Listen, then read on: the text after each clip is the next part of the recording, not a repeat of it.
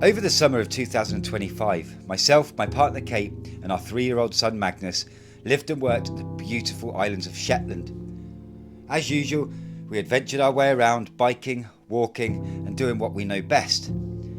While we were there, we tried our hand at some sea kayaking. It made me realise that I wanted us to broaden our horizons when it came to adventure, break away from the norm if you like. It had planted a seed and one which I knew I wanted to grow. So in October, I paid 350 quid for a second-hand kayak, made my way to Fort William to attempt to kayak to Inverness. I'd never attempted anything like this before.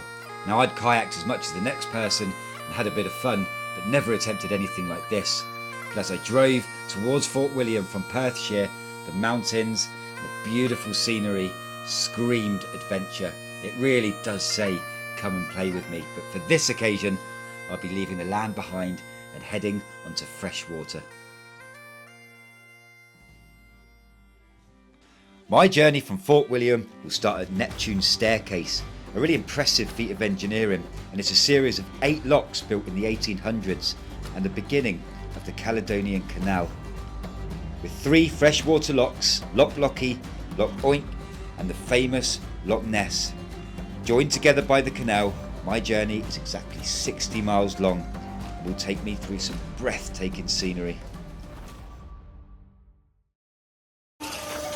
Okay, so this staircase, as they call it, is absolutely wonderful, but I will say one thing, it's not much fun carrying a kayak up it. I saw someone else with wheels on the back of their kayak. He just looked at me in complete disgust because I was just carrying mine, but the way I look at it is, it was easy for him, it was training for me, so it benefits me in the long run. Right, here we go, get the paddle, get my gear, and let's get on with this. All jokes aside, being new to this and being a complete amateur, not having a set of wheels to tow your kayak from one end of a loch to another is a problem, especially as you get later on into the journey when you're tired.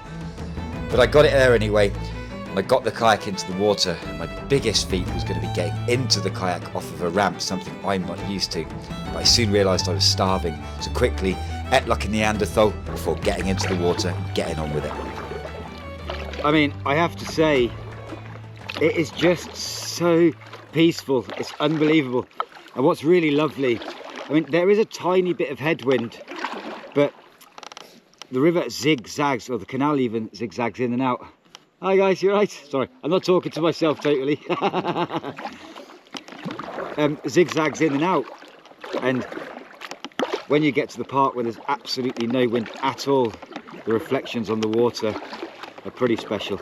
They really, really are.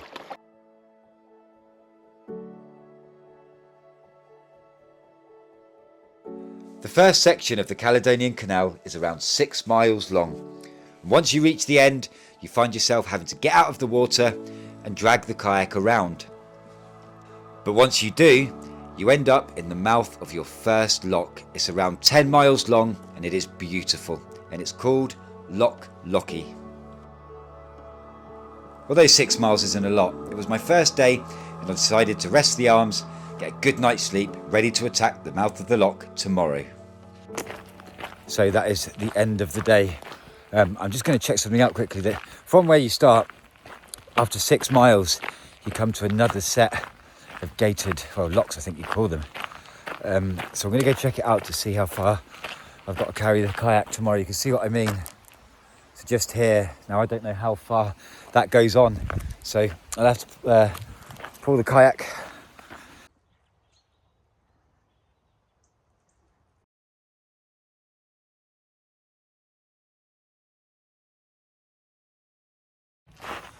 Right, so the first job of the day is to get my kayak from right down the end here, carry it across here, right over to the other side. I would say probably 300 metres.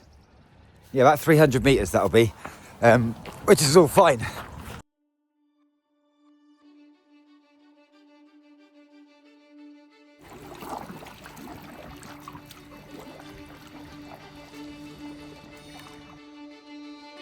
Well folks, I've made it to my first loch and look at this. You literally could not ask for a better day. It is absolutely beautiful. For my second day on this journey, I had been blessed with the best weather I could have asked for. The water was like glass, there wasn't a drop of wind. I just couldn't wait to get my teeth stuck into this 10 miles of loch, and I knew that somewhere along this loch I was going to be pitching a tent, putting a fire on, taking my surroundings, and remind myself exactly why I came to do this in the first place.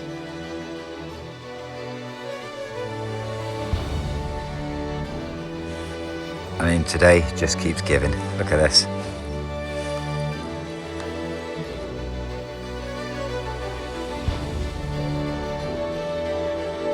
I can honestly say that I'm just blown away by this trip so far. It hadn't even been on my radar ever, to be honest with you. But this is the first for me, and it does not disappoint, especially on a day like this. I think this is what makes it so spectacular.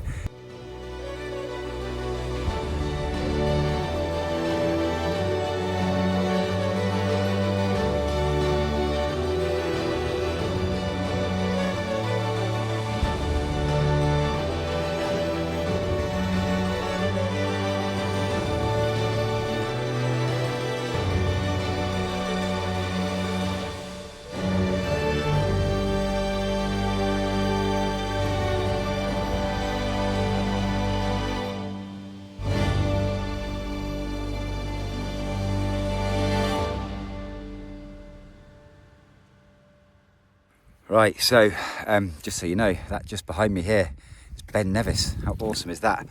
But yeah, I think I'm going to start scouring for a little camp spot now.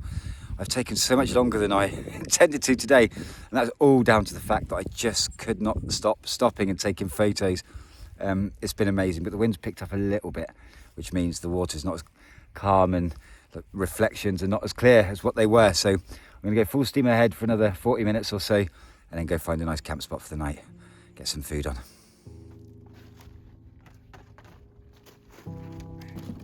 Before coming onto this expedition, I had scoured YouTube to look for videos to try and find out a little bit more about the journey I was about to undertake. And the videos were amazing, I loved watching them, but there was nothing I found that was for someone like me who really didn't have much of an idea. So I was really determined when I came out on this that I was going to film it all for people like myself that are doing it for the first time and try and give a bit of an insight as to what it's like. And as a result of that, this meant that I had to keep all of my equipment charged. During the summer months when it's a lot warmer, it's not so much of a problem, but at this time of year, especially when you're waking up with a frost on the ground and it's cold at night time, it just drains all of the batteries. So for my first night, after I'd finished my kayak, I had to run the 6 miles back to the van and bring the van forward so overnight I could charge my gear ready for today. So this evening was extra special for me because I got to do what I love more than anything in the world: camping, getting a fire on, enjoying the peace and quiet and the silence. It really was bliss. So my first 2 days, how does it make me feel? Well, I came into it incredibly clueless. Don't get me wrong, when I've said that I'm an amateur kayaker, you know, I've never been in a kayak. I've done it, but as much as the next person who just goes out and has a little paddle around, I've never done anything quite like this before. But it's all about knowing your limits, isn't it? So, you know, if you are not so good at kayaking, you know, do what I did, basically. If you're going to take on a challenge like this, essentially the key is just to stick to the edges of the lochs and not go right down the centre of it. I think the biggest fear I'd have doing something like this, if I was in the middle of the loch, was if the wind picked up and I got knocked out of the kayak. And it's the cold of the fresh water that is the one that's going to hit you. It's proper heart attack material. So knowing that you had a long distance to swim in would be, well, terrifying, really. The cold would just get a grip of you, and if you panic, then that's the worst thing that can happen. So knowing sticking on the edges of the loch essentially means that if you do get knocked over, then you really haven't got far to swim back into shore. And that's a nice comfort, if you like. But I've noticed that the more I've been doing it over the last couple of days, the more my confidence has grown, and I've started going out further afield. I understand the kayak a little bit more. I'm understanding what it can take, and I have been testing it as well, wobbling it around just to get a feel of it, if you like. It's been brilliant weather. It's been really, really calm. So I've had to do the testing myself just by shaking it and putting it on its edge. But little things like that give you an understanding of what the kayak can take. But I really have loved this first 2 days. It's very, very different to walking or anything else that I've done before. I'm very much of an adrenaline sort of, I love adrenaline-filled sports, if that makes sense. But this is just completely the opposite. It's insanely relaxing and really, really peaceful, and it's been a bit of an eye-opener. It's something that I definitely want to do more of, and I definitely want to get my family more involved in, because I feel great, and anything that makes you feel great, then we should do more of, right?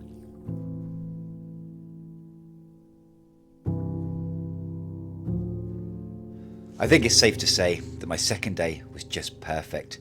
Everything had just worked completely in my favour, and even the evening, just sitting there with a fire, looking over the loch, it was just everything that I'd wished for before I'd started. But the fire was dimming out, and it was now time to get my head down, ready for tomorrow, where I'd hit more of the Caledonian Canal and head into my second Scottish loch.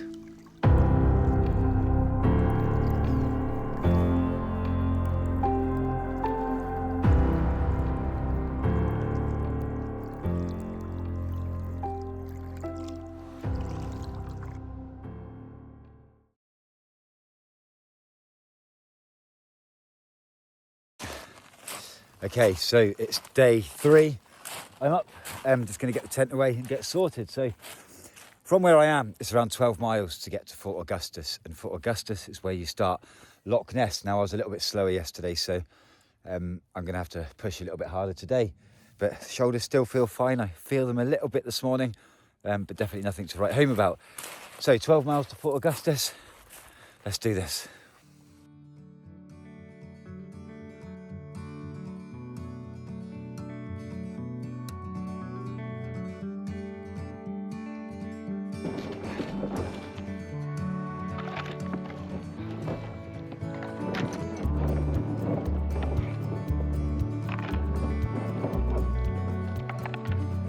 Got quite a way to go, so I'm just going to paddle on.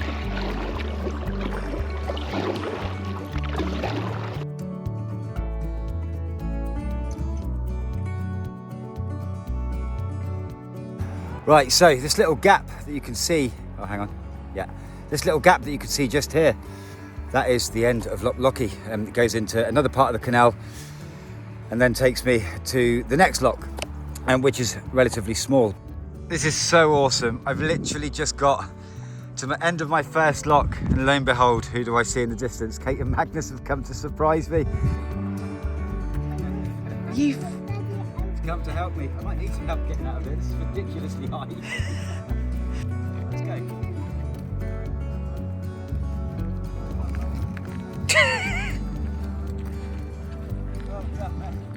Watch out! Ah!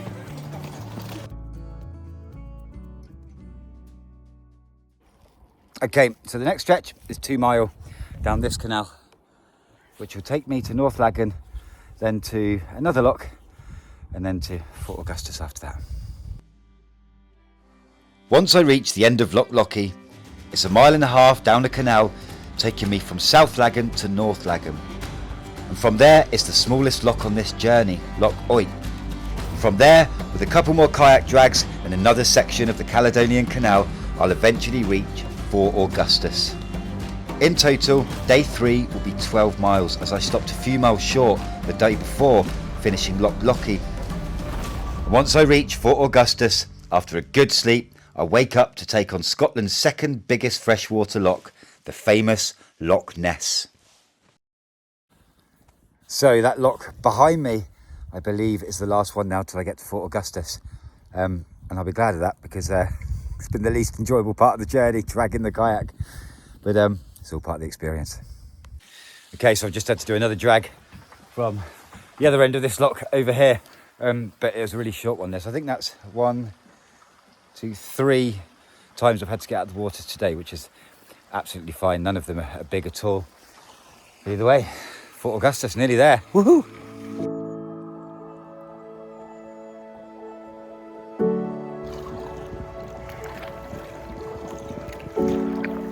Well folks, I've made it.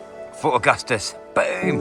And those mountains you can see on the other side, that is Loch Ness. So I've made it to Fort Augustus. I've just parked the kayak over here. You can see all the many locks that you have to get through, but I'm gonna have to drag it again down the bottom. But on the other side of this is Loch Ness. And Loch Ness, I believe, is around 22 miles long. So it's been the sort of elephant in the room in my head, if that makes sense. But I'm totally confident, no worries at all. Just take my time, keep to the edges and see what happens. Kate and Magnus met up with me in Fort Augustus for some dinner before heading off on their own little adventure to Glen, heading out on our friend Ali's boat and some mountaineering. But before they did, they took me back to the van to give all my gear one last charge before heading onto my last loch, Loch Ness, and I couldn't wait.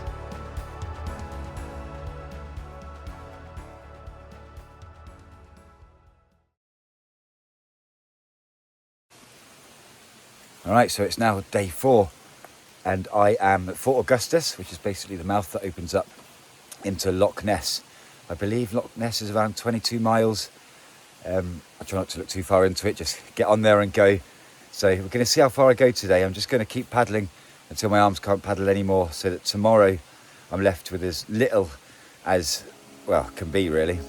So we shall see. It's an early start. The sun's just come up, so I'm going to get in the water, get sorted and get going. And let's see what today brings.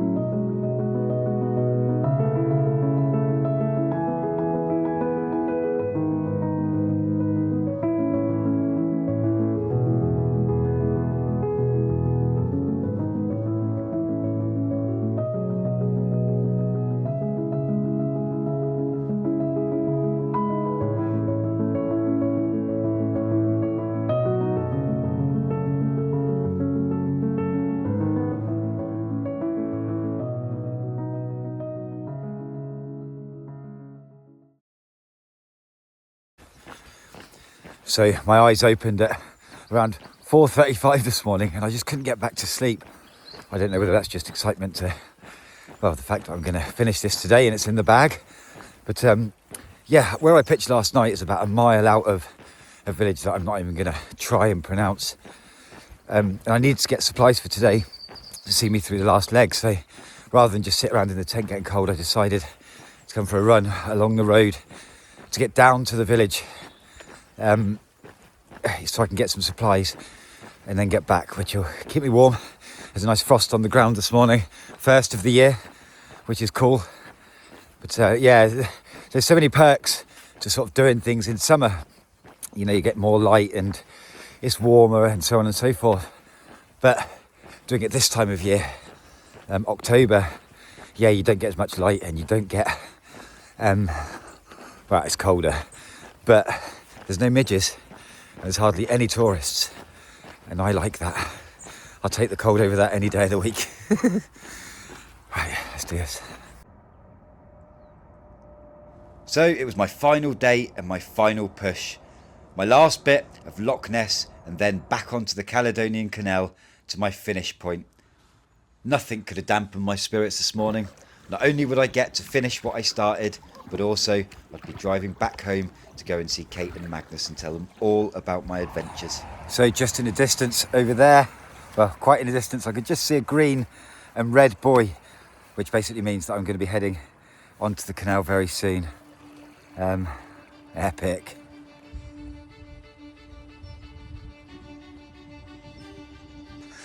After 2 days of paddling up Loch Ness, I'm finally coming to the mouth, which is just down there. So that behind me there is the mouth to the Caledonian Canal, which means I've just bagged Loch Ness. That was some paddle, but we got there.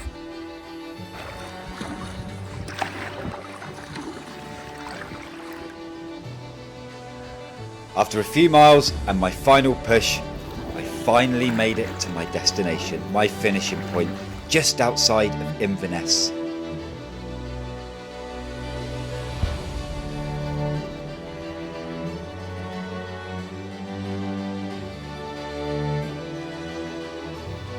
Well, I'm here. I've done it. From start to finish, my journey had taken me 4 nights and 5 days. I set off into this absolutely clueless. I didn't have a clue what to expect or anything, but I knew I would learn as I go, and it turned out to be one of the best mini adventures I have ever had. The Caledonian Canal and the 3 lochs that run through it are just breathtaking, and I advise anybody to get out there, give it a shot.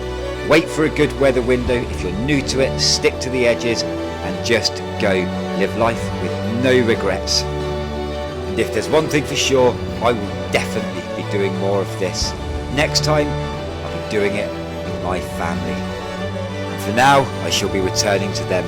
On the drive home, there'll be a smile on my face from one side to the other. Thank you, Scotland.